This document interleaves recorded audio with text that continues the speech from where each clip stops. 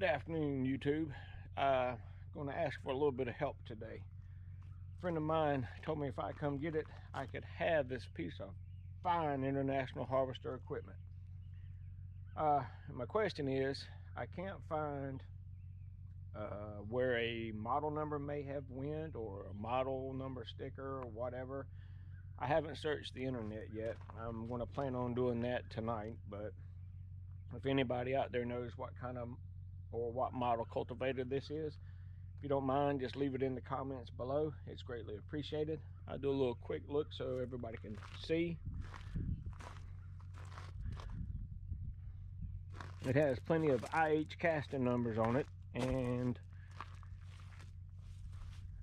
I just can't find where a sticker or a model number would be. So, well, that's it. If anybody knows, just please leave it in the comments. I will greatly appreciate it, like I said. And eventually, when I get through with the rest of my projects, I'll probably end up painting this red too.